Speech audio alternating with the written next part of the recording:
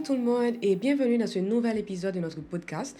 Comme je l'ai dit dans les épisodes précédents, cette saison va être dédiée entièrement au leadership. Donc, au cours des différents épisodes, je vais continuer à recevoir des professionnels haïtiens aux expériences et aux parcours vraiment très différenciés pour vous offrir des perspectives concrètes sur le leadership, sur la réussite et sur le bien-être en général dans un monde qui est vraiment en constante évolution. Pour aujourd'hui, nous allons parler d'un sujet auquel beaucoup de personnes peuvent s'identifier. Cette sensation qu'on a qu'à un moment donné, on sent qu'il faut changer de direction, qu'il faut peut-être recommencer ou tout simplement se diriger vers quelque chose d'autre. Et pour cette conversation, j'ai avec moi Ibissa Steker, dont le parcours mêle curiosité, transformation, leadership et évolution constante, parce que c'est justement de ça que notre podcast traite.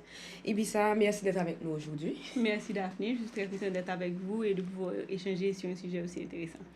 Donc, on va pas commencer par un parcours direct, parce qu'on va laisser ça venir au cours de la conversation. Mais pour vraiment initier le débat, je voulais savoir, en fait, comment est-ce que tu as grandi? Est-ce que c'était comment ton environnement pour qu'on puisse essayer de voir qu'est-ce qui a défini la personne que tu es aujourd'hui?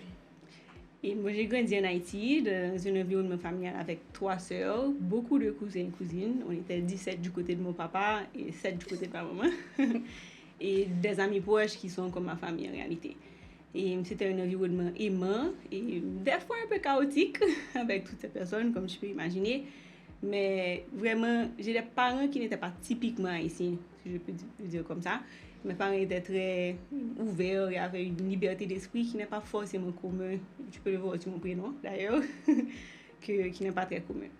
Et j'ai beaucoup été en province quand j'étais petite, donc je passais énormément de temps à Fiuci. Et je dirais 70% de mes week-ends étaient à Fiuci quand j'étais très jeune.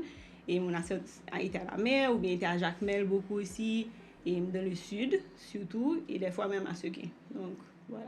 Est-ce que tu penses que maintenant que tu as grandi et que ce background-là, comment est-ce que tu penses que ça a contribué à ta personne que tu es maintenant? Je pense que ça m'a exposé à plusieurs réalités différentes en fait dans le pays. Et quand on était à Fiuci, on faisait nos journées à l'extérieur on parcourait tous les champs, on visitait tous les paysans. Donc c'est quelque chose qui m'a ouvert les yeux à des réalités différentes et qui m'a donné un amour pour mon pays en réalité. Et qui me manque beaucoup aujourd'hui. Tu sais, aussi, on a beaucoup de personnes qui, peut-être que moi-même, par exemple, j'ai grandi dans un milieu un petit peu très conservateur, alors que là, tu as mentionné le fait que tes parents étaient vraiment ouverts d'esprit. Et qu'est-ce que tu as tiré de ça? J'ai tiré de ça qu'en fait, il n'y a pas un parcours qui peut être tracé. Donc, ça m'a permis de voir que chacun peut faire son propre cheminement et ça m'a donné une certaine ouverture d'esprit, à savoir qu'il n'y avait pas un chemin qui était bien spécifique et tracé pour moi, que c'est ça que je devais faire. Je vais faire la médecine ou la comptabilité. Parce qu'en fait, dans les familles haïtiennes, des fois, très souvent, on te dit que tu vas vers le droit, tu vas vers la médecine, tu vas être ingénieur, architecte, mais il y a tellement... Il y a beaucoup d'enfants qui en fait n'ont pas le choix, parce que le chemin est déjà tracé pour eux. C'était vraiment pas le cas pour moi, donc j'ai eu l'entière liberté, j'ai choisi l'ingénierie de mon propre désir, si je peux le dire comme ça. Mais en fait, est-ce que c'est la première chose que tu voulais quand tu étais enfant? Quand j'étais très petite, je voulais être astronaute. Et ensuite, parce que je n'étais pas très sûre pendant très longtemps, surtout pendant mes années adolescentes, si je veux dire, quand j'étais au secondaire. Et j'ai pensé à beaucoup de choses, des fois l'architecture, mais ça changeait. Il n'y avait rien qui était très, très défini, si je veux dire. Et au final, ton choix s'est porté sur quoi et à quel moment? Et au final, en fait, j'aimais beaucoup la chimie quand j'étais à l'école. et j'avais une professeure de physique. C'est la chimie qui ne m'aimait pas. C'est la physique qui ne m'aimait pas autant. Et même les mathématiques, je peux dire, mais la chimie et la biologie, j'aimais beaucoup. Et j'avais une professeure de physique-chimie qui était vraiment exceptionnelle et qui m'a donné beaucoup confiance en moi. Donc, je pensais que je voulais poursuivre la chimie et j'ai commencé un génie chimique. Donc, et après une première année qui n'était pas très réussie, si je dois avouer. Et en fait, au secondaire, j'arrivais à cruise, comme on peut dire. Donc, sans avoir à mettre trop d'efforts ou à faire un travail trop acharné, j'arrivais à passer tant bien que mal. Donc, je n'ai jamais appris vraiment une méthodologie de travail, comme si comment étudier. Donc, ma première année arrivée à l'université, j'ai eu une grande surprise que ça n'allait pas suffire, ce que je faisais jusqu'à présent. Mais aussi, j'ai réalisé que le génie chimique, c'était pas ce à quoi je m'attendais, en réalité. C'était pas tellement de la chimie, c'était beaucoup plus de mathématiques et c'était vraiment la pression aérodynamique et thermodynamique. Donc, c'était plus de la physique, en réalité, et des mathématiques que de la chimie. Donc, je me suis pas retrouvée et, en fait, ça m'a donné l'opportunité de chercher quelque chose d'autre à ce moment-là aussi, quelque chose qui était un meilleur fit pour moi. Mais c'est là que tu as commencé, tu as fait une année, et c'est des fois, c'est ça le problème. Quand on commence, c'est un petit peu, on se dit, il y a beaucoup de personnes qui continuent avec des choses qu'ils n'aiment plus ou qu'ils n'aiment pas, parce que comme tu as dit, des fois, c'est pas vraiment ce à quoi ils s'attendaient.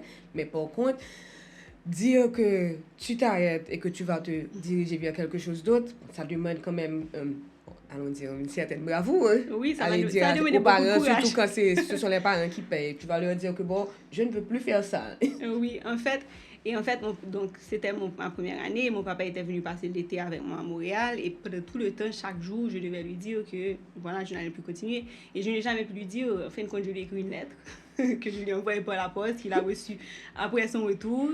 Et où est-ce que je lui ai dit, bon, je n'aimais pas ce que je faisais, j'ai changé, j'ai appliqué à une autre université, ils m'ont accepté. Donc ça veut dire que quand tu lui as dit ça, tu avais déjà pris ta décision. J'avais déjà pris ma décision, j'avais fait face à, tu sais, tout ce qui pourrait venir avec.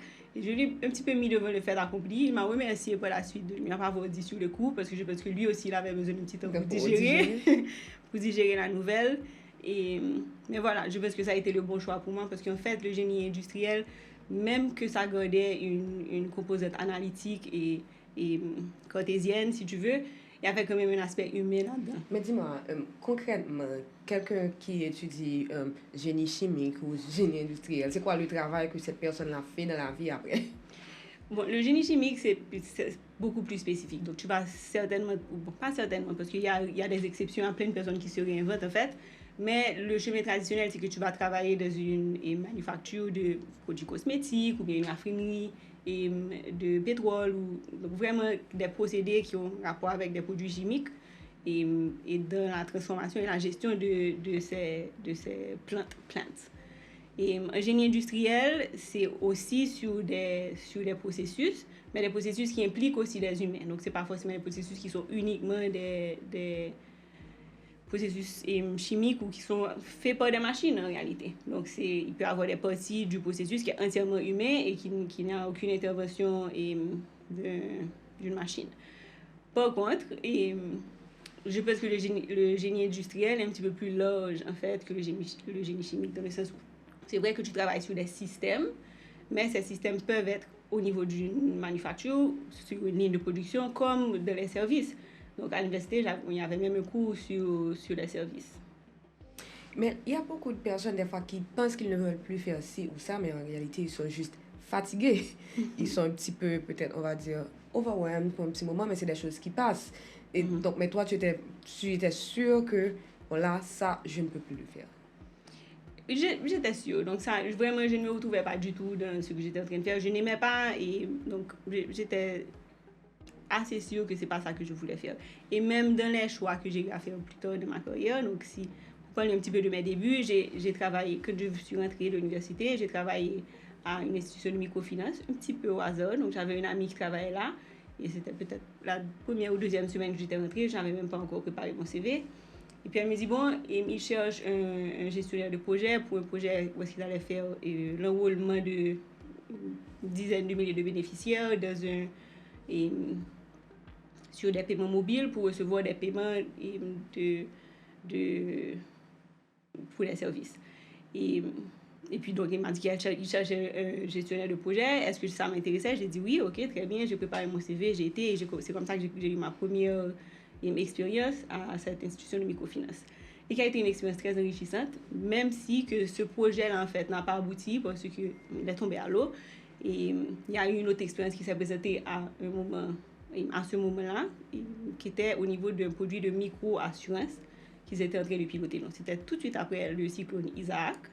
Et ils avaient énormément de réclamations qu'ils étaient en train de traiter. Et la personne qui était responsable de ce programme-là avait donné sa démission. Il allait partir ailleurs. Alors, on m'a offert cette position. Donc, ça, c'était ma première expérience. ensuite, j'ai fait 1 an à peu près à cette institution qui était une expérience très enrichissante parce que ça m'a donné l'opportunité de sortir beaucoup sur le terrain. Donc, on est allé au sud, on est allé au nord, on a même croisé le Kitanago sur le mont Pilboro. Et donc, vraiment, c'était une expérience très enrichissante et très stimulante. Ce que j'ai apprécié, en fait, avec cette expérience-là, c'est que la personne qui était mon boss à cette époque, mon premier boss, c'est quelqu'un qui insistait que les personnes du bureau au siège aillent aussi souvent que possible sur le terrain pour nous rappeler du pourquoi. Donc, pourquoi est-ce qu'on est en train de faire ce qu'on est en train de faire. Donc, de voir la réalité à l'extérieur, donc pour nous rappeler et nous remotiver. Donc, vraiment, c'était une expérience très enrichissante. Et ensuite, professionnellement, tu as continué comment?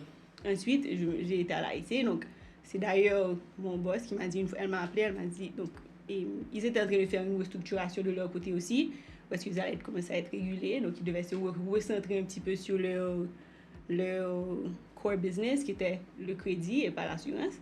Donc, je commençais à me sentir un petit peu moins stimulée, un peu perdue, et je n'ai pas parlé à mon boss à l'époque, et elle me comprenait tout à fait, et quelques semaines plus tard, elle m'a appelé, elle m'a dit, moi, je pense que j'ai trouvé un travail. J'ai dit, comment? Elle m'a dit oui, donc quelqu'un m'a appelé, etc. Et puis c'était une entrevue en fait avec l'AIC, parce que cette institution était un partenaire de l'AIC à l'époque aussi. Et puis j'ai commencé à l'AIC en organisation, méthode et développement, qui n'était pas vraiment c'était quand même aligné avec le génie industriel, parce qu'un processus reste un processus, qu'il soit dans un service ou une ligne de production. Donc j'ai commencé à travailler à l'AIC dans ce poste, et j'ai travaillé sur beaucoup de projets très stimulants au début de ma carrière. J'ai travaillé sur le lancement de nouveaux produits. Et j'ai travaillé sur le revamp de certains produits. J'ai travaillé aussi sur les processus et les procédures que je n'aime pas tellement. et puis, à un moment donné, je me sentais plus aussi enthousiasmée, en fait, d'aller au travail à cette époque-là. Donc voilà, je pense que c'est ça, ce sentiment-là dont tu parles, donc ce sentiment que quelque chose ne va pas bien, c'est effectivement un gut feeling que tu sens, que tu arrives au travail, tu n'es plus aussi excité, tu n'es plus aussi stimulé, donc, et que beaucoup de personnes n'écoutent pas. Mais c'est des fois, c'est ça aussi, il y a beaucoup de personnes qui passent 20 ans, 30 ans dans une seule entreprise, qui passent leur temps aussi à un seul poste. Au départ, il y en a qui ils sont toujours tout aussi excités qu'ils l'étaient au début, mais il y a beaucoup de personnes aussi que au fur et à mesure, après un certain temps, à répéter les mêmes tâches, qui se lassent et qui veulent du changement, mais très peu de personnes vont avoir le courage pour adresser ça. Oui, en fait, donc, premièrement, il faut être honnête avec soi-même que est-ce que ce sentiment est passager ou pas? Parce qu'il y a aussi cette affaire de zone de confort. Tu es dans ta zone de confort, tu fais un travail pour lequel tu es payé, au final, tu te dis que ça paie les factures et que est-ce que j'ai besoin de battre comme, tu vois? Oui, et puis donc tu es compétent dans ce cercle, tu as une certaine identité professionnelle. Voilà, et des fois les gens t'identifient, ils savent que vraiment cette personne-là est très bien dans ce poste-là, même si toi tu sais que tu fais ça maintenant juste pour routine, mais les gens savent que tu es compétent. Donc ça veut dire aller vers quelque chose d'autre, c'est vraiment un risque. Oui, c'est un risque, et c'est la peur de l'inconnu qui fait parce que ça demande de changer, de laisser tomber, de laisser un espace parce qu'on était extrêmement compétent et rentrer dans un espace où on va être apprenant maintenant. Donc tu auras apprendre beaucoup de choses. Donc effectivement, il y a beaucoup de peur, donc peur de laisser ses habitudes, peur de faire des erreurs aussi. Donc peut-être un manque de confiance des fois qui accompagne c'est le fait de rester stable. Justement, j'allais te demander, d'après toi, pourquoi est-ce que beaucoup de personnes ne prennent pas le risque de changer de trajectoire? C'est la peur, je pense, vraiment. Donc, la peur de toutes ces différentes choses-là qu'on a fait et peut-être certaines fois un manque de confiance. Donc, et voilà. Tu vois, là, tout à l'heure, tu as dit que après un certain temps, tu t'es senti quelque peu perdu dans ce que tu faisais. Tu as été auprès de tes supérieurs et tu leur as fait peur de ça. Alors que là, ça, déjà, c'est un grand risque. Tout à l'heure, bon, si tu viens de dire ça, c'est que tu n'es pas bien là. Peut-être que, bon, tu n'es juste pas bien là, tu n'as qu'à partir. Oui, effectivement. Et c'était un risque. Et en réalité, je pense qu'à ce moment-là, j'étais prêt aussi pour cette... Parce que quand tu es au début de ta carrière aussi, que tu as l'impression que déjà tu fais quelque chose que tu n'aimes pas, tu te dis, bon, il me reste 30 ans avant la retraite ou 40 ans avant la retraite. Exactement. Et je sens que, je sens que j'avais la chance d'être dans une entreprise qui allait me permettre d'évoluer. Et mais j'étais prêt à ça. Et en fait, j'ai eu une conversation avec une bonne amie à moi, qui est maintenant une collègue d'ailleurs, et je lui ai dit, bon, voilà comment je me sens, etc. Comme si je sais que je dois prendre une décision. Donc, je pensais que je devais prendre une décision de laisser à ce moment-là. Elle m'a dit, je ne pense pas que tu dois aller jusque-là, comme si... Donc, ça ne nécessite pas forcément une décision drastique. Une décision drastique, voilà. Exactement, elle m'a dit comme si... les options. Exactement, je pense que tu devrais avoir une conversation avec M. Barreau, comme si... Je sais que tu es contente là et que c'est... Tu sais... Tu as été contente là à un moment. Et en fait, c'est pas que j'étais malheureuse, c'est juste que je n'étais plus aussi enthousiasmée. Donc, en fait, when you master something, que tu deviens très compétent à quelque chose, tu as besoin d'un challenge. Donc, tu as besoin d'un challenge ou d'une stimulation additionnelle. C'est ça qui fait avancer le professionnel, en fait. Quand tu restes dans ce que tu connais déjà, ça veut dire que tu ne grandis pas. Tu n'es pas en train d'apprendre. Donc, l'apprentissage se fait en dehors de la zone de confort. Donc, si tu es dans ta zone de confort, il y a des personnes pour qui c'est le cheminement idéal, mais il y a des personnes pour qui ça ne convient pas. Et parce que je suis une de ces personnes, je suis quelqu'un de très curieuse depuis très petite, en fait. Et qui aime faire mes propres idées, qui aime apprendre de nouvelles choses. Donc, voilà. Je sais que pour moi, ça n'allait pas suffire. Et comme tu dis, j'étais assez jeune dans ma carrière, donc c'était... Tu vois qu'il y avait beaucoup de place encore pour grandir. Et donc, avec cette conversation, qu'est-ce qui est sorti de cette conversation? Eh bien, bon, j'ai été voir M. Barreau et je lui ai dit, voilà, comme si je sens que je stagne un petit peu, j'ai besoin de défis additionnels. C'est pas que j'avais des projets qui étaient importants sur lesquels je travaillais, mais qui ressemblaient beaucoup quand même à la même chose. Et je ne suis pas quelqu'un qui aime la routine, en fin de compte. Je ne me retrouve pas très bien dans la routine, je me lasse facilement et même si je suis capable, je n'ai plus la motivation comme si intrinsèque de vouloir le faire quand il y a trop de routine. Et puis il m'a dit, bon, je dois te dire que la conversation était un petit peu émotionnelle aussi, donc je suis quelqu'un qui a les larmes proches des yeux. Et malgré toute ma préparation, je me suis dit que je n'allais pas pleurer. Voilà, je me suis retrouvée à pleurer dans son bureau. Il m'a dit, bon, j'aurais souhaité que tu m'aies parlé de ça avant que ça arrive là, que tu sais, je ne sais pas pourquoi tu as attendu tout ce temps pour venir me parler, mais qu'il allait réfléchir et il allait revenir vers moi. Donc vraiment, j'ai eu la chance d'être dans une entreprise qui m'a donné assez de marge de manœuvre pour pouvoir faire ça, que je sais qu'il n'est pas forcément donné à tout le monde en réalité. Parce que ça aurait pu qu'il me dise, bon, ok, très bien, mais merci, mais j'étais prête aussi à cette... Oui, parce que c'est ça aussi, c'est d'être prête que je n'en peux plus, je sens que j'étouffe là, donc quelque chose doit changer, que ce soit que j'avance ou bien que je vais chercher ailleurs. Il faut être prêt aussi. Il faut être prêt à ça, exactement. Donc c'est pour ça que ça demande un certain nombre de réflexions. Donc c'est pas quelque chose qui doit être fait on the whim. Oui, parce que tu vas me dire que, alors c'était juste que, bon, c'était une petite période que j'avais un petit peu de blues, donc, et puis maintenant ça passe, et puis bon, maintenant je suis au chômage. Exactement. Donc je sais pas, tu prends tes congés, tu demandes un projet additionnel, tu t'assures que c'est effectivement un sentiment. Que tu as vraiment tout essayé pour t'assurer que c'est réel. Exactement, que c'est un sentiment qui persiste. Donc, voilà. Donc, est-ce que cette conversation ou même cette transition qui a suivi, est-ce que ça a eu un impact un petit peu sur comment tu vois le leadership? En réalité, donc voilà, donc après avoir eu cette conversation avec lui, on était en pleine restructuration organisationnelle en même temps et j'étais une des personnes qui travaillait sur ce projet. Donc, quelques semaines plus tard, pas forcément lié à notre conversation, mais il m'appelle dans son bureau pour me dire, voilà, donc dans la nouvelle structure qu'on a établie, il y a quelque chose qui manque, qu'il voudrait avoir un département de recherche et développement, mais il ne sait pas exactement où le placer, donc d'y réfléchir et de revenir vers lui. J'ai dit ok, que j'allais réfléchir. Et puis, donc voilà, en réfléchissant, et j'ai réalisé qu'en fait, peut-être que c'était pas la recherche et développement nécessairement qu'on avait besoin à ce moment-là, mais plutôt un département d'innovation qui allait permettre quelque chose de plus vaste que la recherche et développement, qui inclut aussi la mise en utilité, en fait, de ces nouvelles technologies. Donc, comme je l'ai dit, je ne pensais pas qu'on allait être en train d'inventer forcément quelque chose de nouveau nous-mêmes, mais qu'il y avait beaucoup de choses donc, qui se passaient dans le monde, et avec la digitalisation, etc., qu'on savait ce que ces choses étaient. Maintenant, il fallait trouver comment ça peut créer de la valeur pour nous. D'où cette proposition que je lui ai faite, en fait, de créer un département d'innovation plutôt qu'un département de recherche et développement. Et donc, j'ai préparé la mission de ce département, sur à quoi ça allait ressembler. J'ai préparé la description de poste du directeur de ce département. Et dans la même conversation, je lui ai dit que je voulais ce poste. Donc, c'est aussi cette façon de pouvoir, tu connais tes compétences et tu t'assures de demander ce que tu penses que tu mérites. Oui. Je peux le faire, je le dis, c'est pas juste que... Parce que tu aurais pu être là et être compétente et puis regarder à faire, et puis on fait genre, un recrutement et on va chercher quelqu'un ailleurs pour un poste pour lequel tu es qualifié. En fait, je n'étais pas encore tout à fait qualifiée. Je savais que j'allais avoir des choses à apprendre avec ce nouveau poste. C'est vrai que mon cheminement jusqu'alors m'avait préparé, m'avait donné certaines choses. Exactement. J'avais des choses qui allaient m'aider. Mais j'avais la base et le désir d'avancer, le désir d'apprendre. Exactement, le désir d'apprendre. J'étais prête à sortir de ma zone de confort, à faire cette période d'apprentissage là aussi que ça allait m'aider.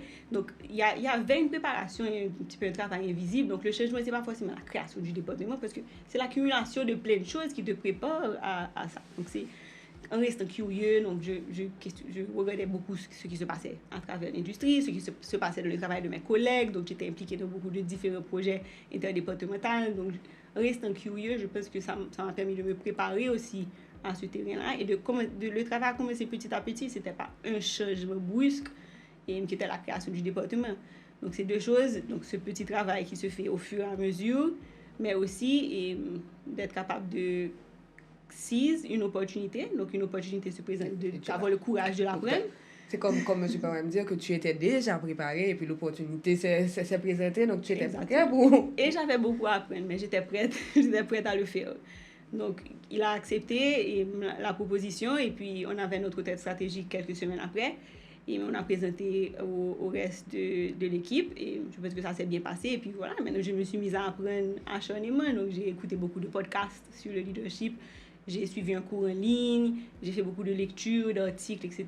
pour qu'on puisse décider dans quelle direction ou bien quel modèle d'innovation qu'on voudrait mettre en place chez nous.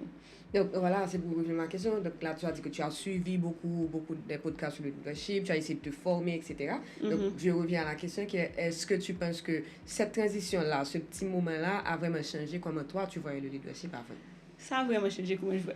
Donc, au début de ma carrière, que je venais de commencer, je pensais que si j'étais en train de faire quelque chose de correct, que ça suffisait exactement. Dès que je faisais mon travail, peu importe. Donc, une fois, M. Barreau m'a dit, je veux que tu secoues les choses, mais ne secoue pas tellement les choses que le bateau coule.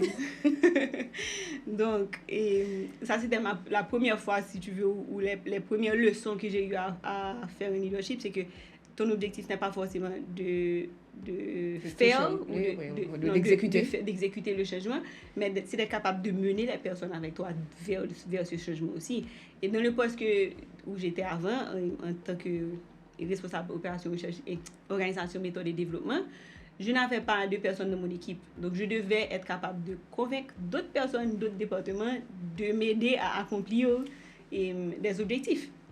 Donc, voilà, donc ça a été une leçon importante et je me rappelle mon superviseur à l'époque aussi, Jika, une fois il m'a dit, tu sais, même si tu n'es pas d'accord avec quelqu'un, ne commence pas ta réponse par non, s'il te plaît. Dis oui et...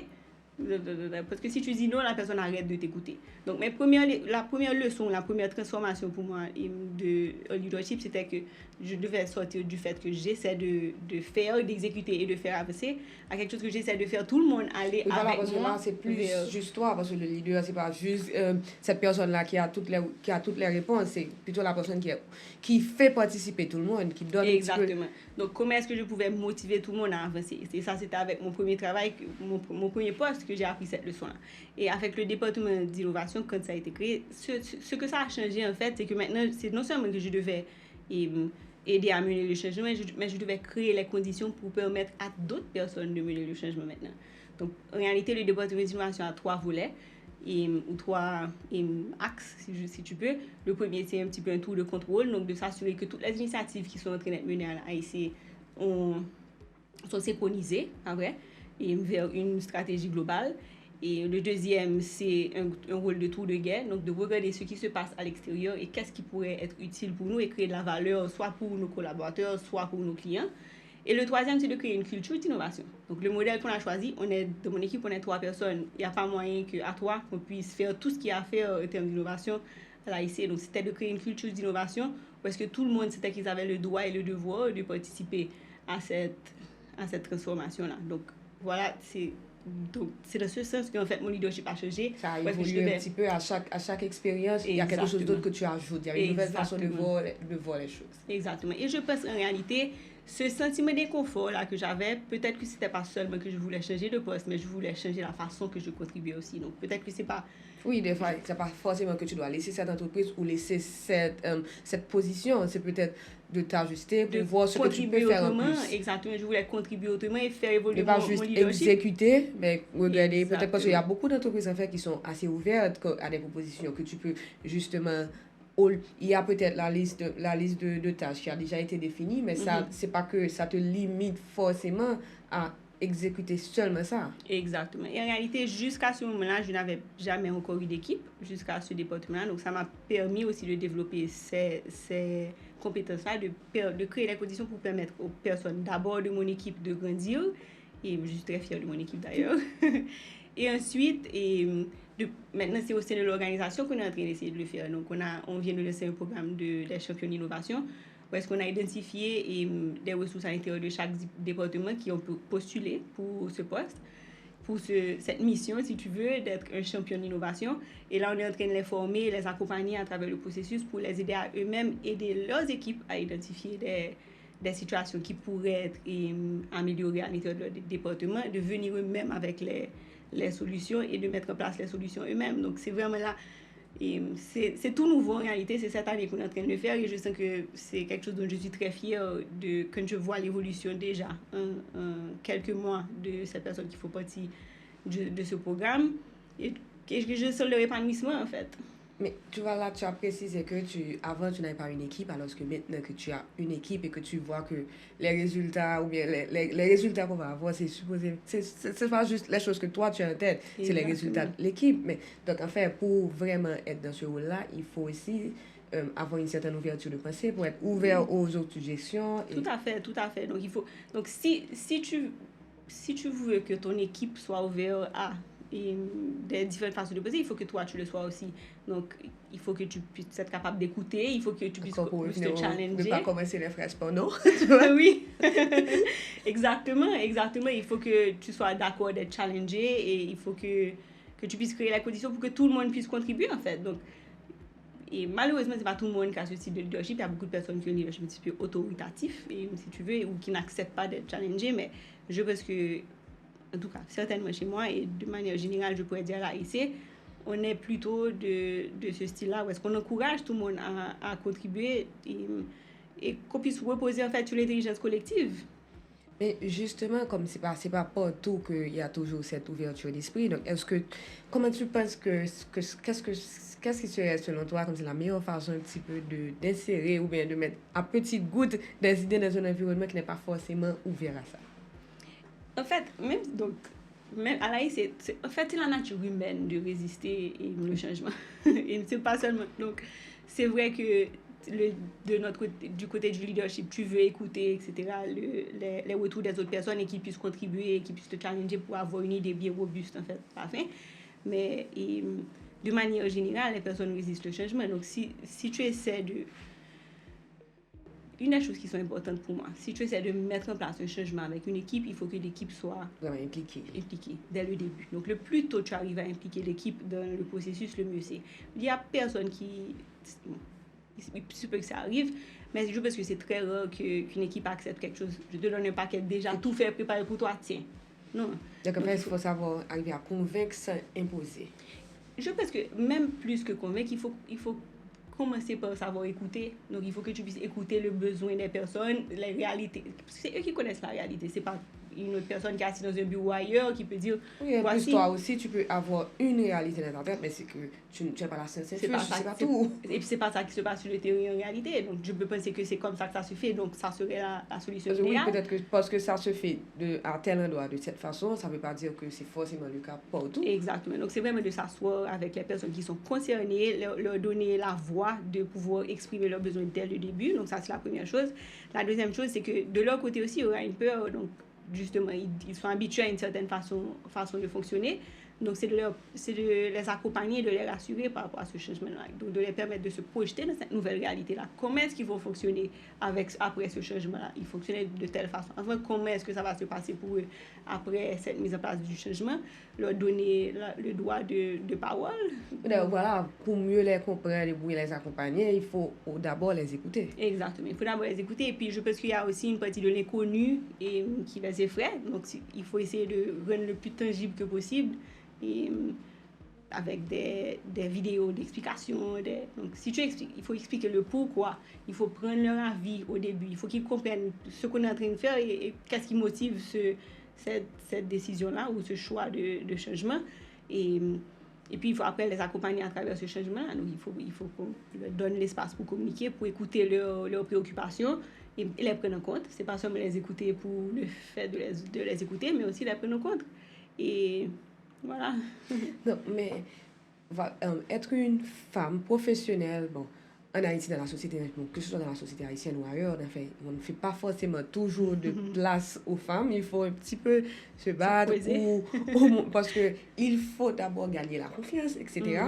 Donc, est-ce que comment toi, tu continues à évoluer sans vraiment te perdre, genre, parce que tu as justement un petit peu comme tes valeurs, tes objectifs, que quand tu vois que tu t'éloignes de ça pour essayer à ramener les choses vers ce qui est essentiel pour toi?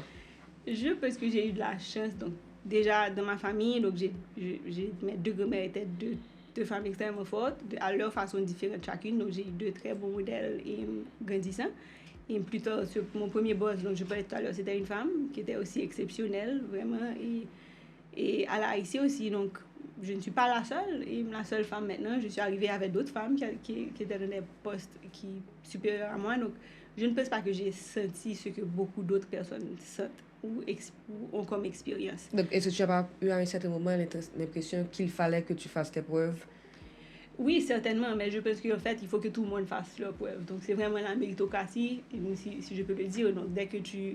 D'ailleurs, là, ici, on est... Que ce soit une femme ou un homme, il faut être qualifié avant tout. Exactement, il faut être qualifié. Mais je pense que où est-ce qu'il y a quelque chose ou un aspect qui revient plutôt à ça, c'est que toi-même, en tant que femme, il faut que tu oses aussi. Donc, certaines fois, c'est pas ton milieu qui t'impose ou qui essaie de te garder petit, mais c'est toi qui as peur. Donc, il faut que tu oses prendre la parole, il faut que tu oses prendre la chaise à la tête de la table, des fois. Oui, mais des fois aussi, pour les femmes, il y a aussi d'autres responsabilités. Très souvent, que quand les femmes ont des enfants, il y a un petit peu de recul sur la carrière parce qu'on a tendance à avoir plus de mal à se détacher des enfants, les laisser au tout début pour retourner au travail. C'est vrai, je pense que c'est vrai et tout le monde qui a des enfants, je pense, passe un petit peu par là à un moment. Et tu te dis, bon, tu dois être d'accord à rater certains moments. Oui, donc j'ai pris mon congé j'ai gardé tous mes congés cumulés sur l'année et mon congé de maternité, je les ai pris tous ensemble, donc j'ai fait beaucoup de temps en dehors du bureau, mais j'étais prête à le faire et je ne sens pas que ça m'a forcément pénalisé, si tu veux, de ma carrière. Donc avant de laisser, j'ai laissé aussi, et voici tout ce qui est en cours, voici tout ce qui doit être fait pour préparer. Et quand je reviens, ça m'est arrivé 2 fois, j'ai 2 enfants, que j'ai dû revenir au bureau aussi, ça m'a pris un petit temps de réadaptation en réalité. Et pour mon premier fils. Et c'est ça qui fait peur des fois aux femmes, vous te dire que je vais passer 6 mois en dehors du bureau, il y a beaucoup d'autres personnes qui sont très qualifiées aussi. Quand je vais revenir, déjà que si j'ai passé moi, ou bien peut-être que les gens ont déjà oublié combien j'étais compétente. Parce que ça fait quand même 6 mois et d'autres personnes ont eu le temps de faire leurs preuves aussi. Certainement, je pense que ça peut arriver et ça fait peur, mais je ne pense pas que ça devrait empêcher qui que ce soit à créer une famille, si c'est ça qui fait exactement. L'équilibre, c'est toujours difficile de trouver l'équilibre, donc c'est pas quelque chose... Mais c'est pas impossible. C'est pas impossible, exactement. Donc c'est quelque chose sur lequel on doit travailler tout le temps. Et mon fils s'est me demandé pourquoi tu ne viens jamais me chercher à l'école. Pourquoi c'est toujours Jacqueline, le chauffeur, qui vient le chercher. Donc je dis, parce que peut-être 2 parents travaillent. Donc voilà, et donc il faut trouver l'équilibre dans tout ça, et tant bien que mal. Mais je pense que il ne faut pas avoir... Je ne pense pas que ça doit... que nous, les femmes, comme on est des femmes aujourd'hui seulement sur le panel, et je ne pense pas qu'on doit laisser ça nous retenir. Et bien au contraire, je pense qu'en fait, peut-être qu'être maman ou te donne un avantage en termes de ton leadership, voilà. Exactement. Donc ça te fait grandir aussi dans ton leadership et de un petit peu... pas prioriser, mais d'être plus savoir conscient. quoi mettre en avant à quel moment. Exactement. Il y a des choses que you can let go, et qui ne sont pas autant importantes à des moments donnés, et de savoir quoi mettre en avant, effectivement. Et professionnellement, est-ce qu'il y a eu un moment où tu t'es dit, bon là, je suis exactement là où je voudrais être? Je pense qu'il y a eu plusieurs petits moments comme ça, et il n'y a pas eu un seul moment clair et net, si je peux le dire comme ça. Et ça m'est arrivé à plusieurs fois aussi. Quand tu fais une transition et je te dis, j'avais bien eu raison de faire ça.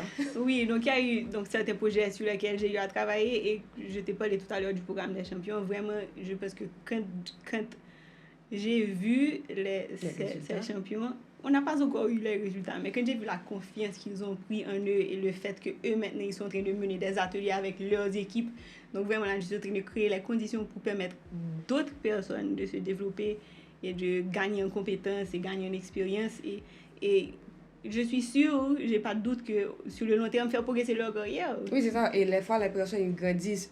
Il faut grandir en entreprise, mais ils grandissent aussi en tant que personne. Exactement, ils grandissent en tant que professionnels, ça veut dire qu'ils gagnent en compétences, et vraiment ça, je pense que c'est ce moment, en tout cas le moment le plus récent que j'ai eu à vivre, parce que je me suis dit vraiment, je suis très satisfaite. Jusqu'à hier, j'ai eu une conversation avec une collègue, où est-ce que, après avoir eu cette conversation, donc c'est peut-être quelqu'un qui se sentait un petit peu pas sûre d'elle-même en fait par rapport à ce programme, et on a eu une conversation où est-ce que je lui ai fait voir en fait qu'elle est qualifiée, elle est compétente, elle est capable, et qu'on va l'accompagner. Et puis, donc, elle est sortie, elle est rentrée une façon un petit peu avec la tête baissée, et puis elle est sortie comme si re-énergisée, et puis ce sont des moments comme mais ça. C'est peut-être ça aussi dans le leadership, arriver à remotiver ses équipes, parce qu'au final, c'est tout, quand on gagne, c'est toute l'équipe qui gagne, il faut vraiment faire participer tout le monde. Exactement. Et arriver à motiver les gens à remonter leur confiance en eux-mêmes, c'est déjà beaucoup. Exactement, et c'est ça que je n'avais pas avant, si tu veux, dans mon poste. Donc je n'avais pas d'opportunité de faire des choses comme ça, et donc maintenant que j'ai cette opportunité-là d'aider d'autres personnes à progresser, je pense que vraiment, je sais que je suis là où je dois être. Et comme on sait aussi que l'évolution et le savoir se réinventer, c'est aussi très ancré chez toi, donc, et comment est-ce que tu continues aujourd'hui à te réinventer?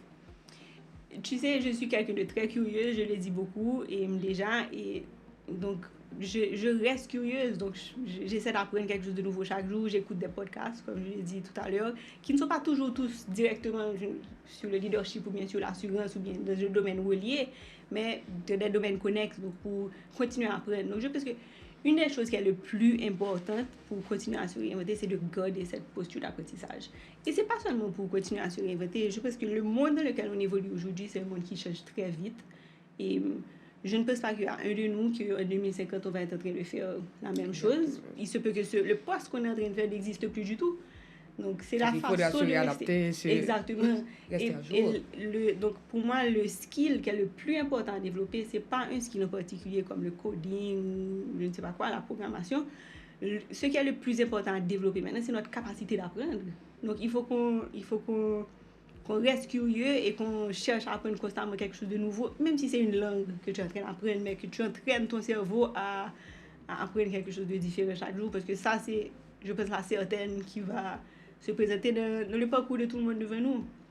Et quel conseil que tu donnerais à quelqu'un qui sent qu'il n'est plus totalement aligné de sa vie professionnelle? Je pense qu'il faut être honnête avec soi-même. Donc, si tu as ce sentiment et ce sentiment retourne plus d'une fois, et tu sens qu'il est persistant, et tu prends des vacances, c'est là toujours, il faut que tu sois honnête avec toi-même. Il faut que tu prépares aussi le terrain, donc que tu essaies d'évaluer où est-ce que tu as une curiosité naturelle pour quelque chose. Ça pourrait t'aider à déterminer dans quelle direction que tu voudrais aller. Et que tu étais enfant, qu'est-ce qui t'intéressait, ou tu sais, d'essayer de retourner vers ça, parce que comme tu dis, surtout en Haïti, les parents ont tendance à mettre un moule dans lequel tu dois rentrer. Donc avant que ce moule-là t'avait été donné, qu'est-ce qui t'intéressait que tu étais enfant? Est-ce que c'était la cuisine? Est-ce que c'était la peinture? Est-ce que c'était la musique? Et c'est pas forcément que tu dois rentrer dans la cuisine maintenant, mais peut-être qu'il y a quelque chose où tu peux exprimer ta créativité autrement, par exemple, et dans un domaine professionnel.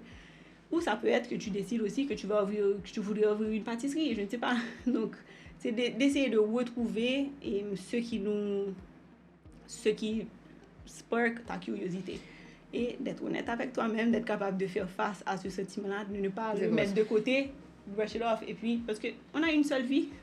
Là, tu as parlé aussi qu'il y a une constante évolution quand même. Et justement, il y a des fois, tu avais commencé peut-être dans un domaine, mais il y a tellement d'autres métiers qui émergent, des choses Exactement. que peut-être que quand j'étais enfant, qui n'étaient vraiment pas... C'était même pas imaginable, mais pourtant... Oui. Mais alors que maintenant, tu vois, il y a tout plein de... Avec la technologie en soi, il y a des choses nouvelles qui viennent vraiment... Qui apparaissent tout juste, alors qu'il y a d'autres choses ils n'avaient pas la valeur qu'ils avaient. Ils n'avaient pas cette valeur-là dans le passé, mais maintenant, ils ont vraiment pris de l'essor. Exactement. Donc, je pense que cette révolution-là, si on peut l'appeler comme ça, qu'on est en train de passer maintenant, va faire émerger toutes sortes de différents métiers ou professions. Et comme tu dis, certains qui étaient existants, qui vont prendre de la valeur. Je lisais un article l'autre jour qui disait que l'intelligence artificielle va plus vite remplacer un médecin qu'elle ne va remplacer un serveur dans un restaurant. Donc voilà, je pense qu'il faut garder cette posture d'apprentissage. Mais l'autre chose aussi qui est importante avec la réinvention, on voit souvent la réinvention comme quelque chose qu'on ajoute, mais il y a aussi des choses qu'il faut retirer. Donc il faut faire de la place pour apprendre ces nouvelles choses. Donc il y a des habitudes qu'il faut cesser, il y a des façons de penser qu'il faut cesser. Il y a des limitations qu'on s'est imposées qu'il faut être prêt à dire au revoir à ces choses-là aussi. Et en termes de valeurs, est-ce qu'il y a des valeurs que tu penses que un jeune qui regarde maintenant, que ce serait très bien qu'il cultive ces valeurs-là? Et je pense d'une part l'humilité, donc c'est quelque chose qui m'a été appris chez moi aussi. Et une des valeurs qui était importante dans ma famille. Et l'humilité, c'est non seulement de traiter tout un chacun avec le même respect, tout le monde a droit au même respect, mais aussi d'être ouvert à l'idée que tu peux apprendre quelque chose de tout le monde. Donc, pas un monde qui fait tout connaître, et chaque personne a quelque chose qu'ils peuvent apprendre. Donc, de rester ouvert et curieux à écouter et à apprendre des autres, d'une part. Et une autre chose que je dirais qui m'a aidé personnellement et que je pense qu'il pourrait aider d'autres personnes. Mon papa était quelqu'un qui aimait beaucoup la nature, qui connaissait le nom de tous les oiseaux, il pouvait imiter certains de leurs chants, il passait beaucoup de temps à l'extérieur, il nous a transmis ça beaucoup aussi. Et c'est pas forcément c'est pas que je peux te citer le nom des oiseaux, mais ce que ça m'a appris en fait, c'est d'être émerveillé et de curieux sur les choses autour de nous, de regarder avec admiration et une curiosité et les choses qui se passent autour de toi, que ce soit dans le monde de la nature ou pas. Ok, sinon un dernier mot, parce que tu vois, on est arrivé à la fin. Et donc voilà, c'est ça, je pense que si j'ai un message que je voudrais que tout le monde retienne, c'est de rester curieux, donc de ne pas rester dans un cocon, d'écouter ton intuition. Si tu sens que quelque chose te dit que quelque chose ne va pas bien, il faut explorer ça et de continuer à apprendre. C'est mes 3 conseils. Merci. Donc, ce parcours nous rappelle en fait que la réussite n'est pas linéaire. Elle se construit avec les choix. Et parce qu'il faut savoir quand est-ce qu'il faut s'arrêter, se remettre en question et peut-être prendre une nouvelle direction. Et merci Ibiza Steker de nous avoir accordé ton temps aujourd'hui. Merci à vous de nous avoir suivis et à mardi prochain pour une nouvelle édition de Les Voix du Leadership. C'était avec vous Daphné Valset.